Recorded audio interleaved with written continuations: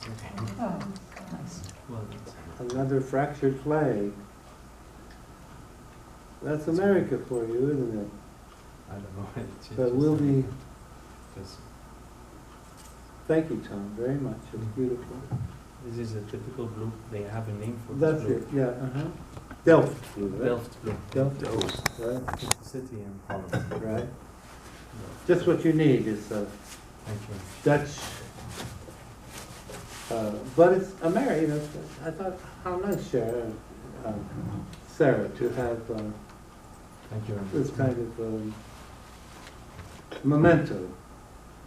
You know, when you're traveling overseas, you remember, Sharon, people are always giving you books to carry back. And, you know, great, love to have the books, but suitcases become very heavy. So this is something small that incorporates both visions of New London, lighthouses from New London, but Delft blue.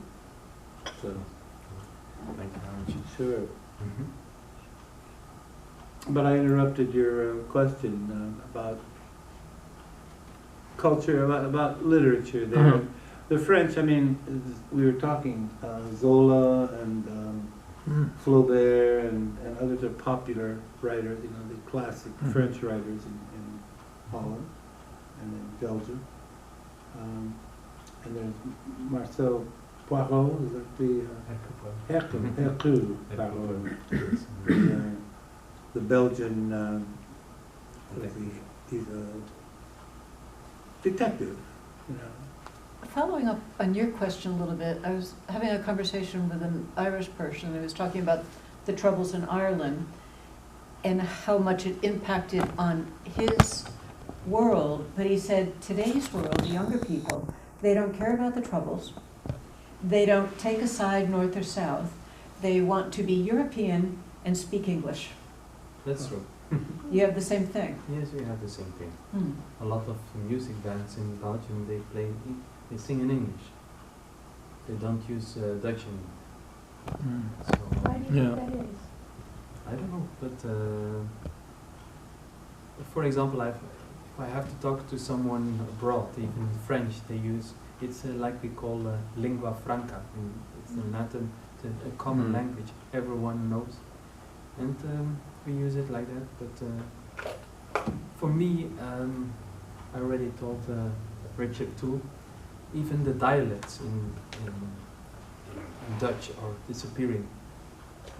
So young people don't speak in dialect anymore. They speak in Dutch. You can hear an accent, but that's it. And sometimes young people use English words.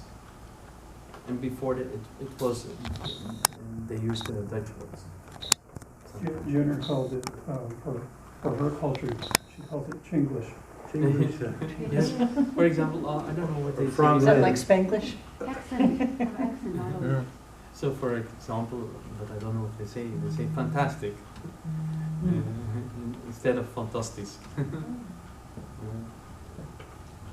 What's a universal language, like, as you say, lingua franca was in the 18th, 19th centuries, especially, you know.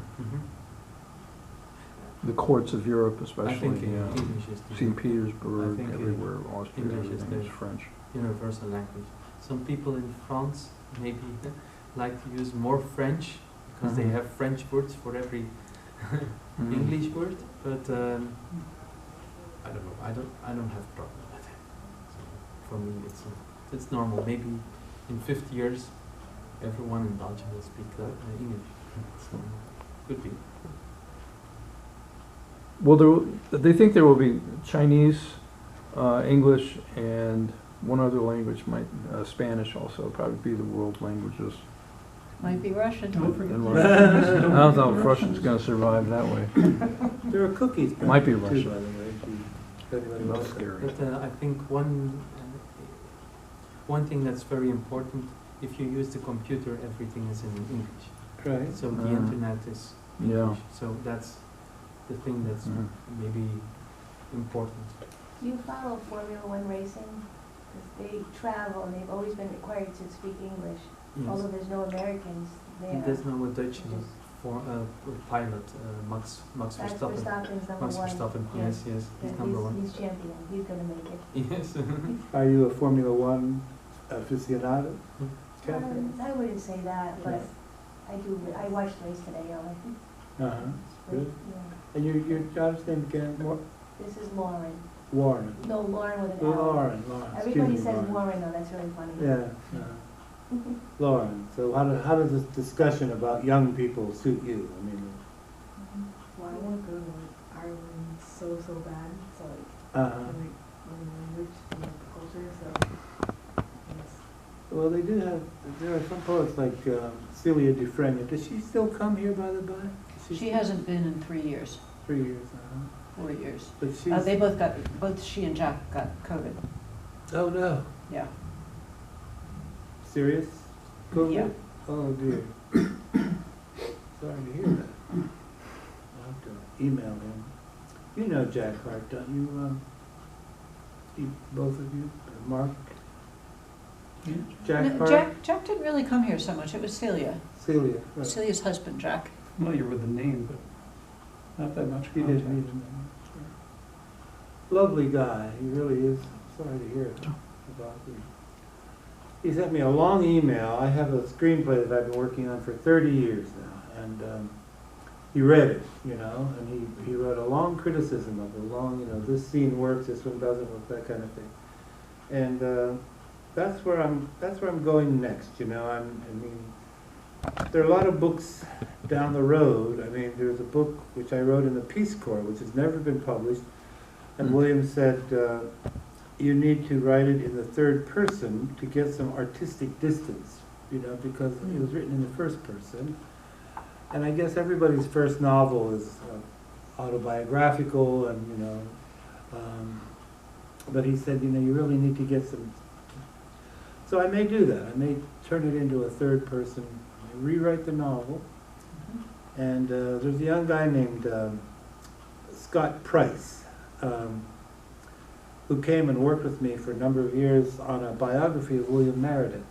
And I said to him, I don't want to, this got to be warts and all, I don't want you to cover, sugar-coat it or whatever. And so that, but he's recently married, he's got a new house that he's building, and so I don't know whether he'll come up or not. I sold my house recently. Congratulations. Thank you.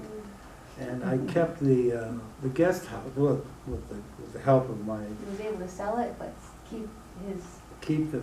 I know, I'm shocked at that arrangement, but it's wonderful. Yeah, That's great. Yeah, Yeah. it worked. It worked so far. For the moment. I just spent $1,700 putting in a new shower into the guest house. He says, so far it gives me a look. And it's a done deal now, and I agreed to do it. I said I would do it, and he hasn't offered to pay anything to make the place livable, because the shower really needed to be. And he knew you were doing it, and he didn't? He knew that I had arranged with a plumber to do it. Okay. I remember him saying he was going to pay. Remember he said, I'm going to pay. Yeah, well, I haven't heard anything from him. He's your landlord now, he's not going to pay. That's right. You got that right.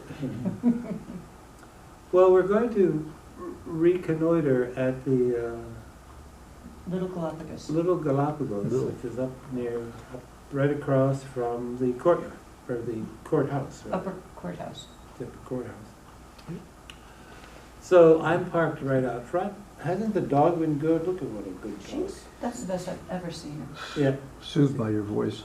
And it's so quiet in here. Yeah, right.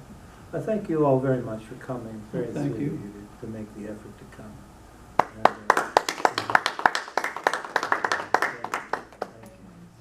So Welcome, Tom. If you want, we can we can imbibe up at.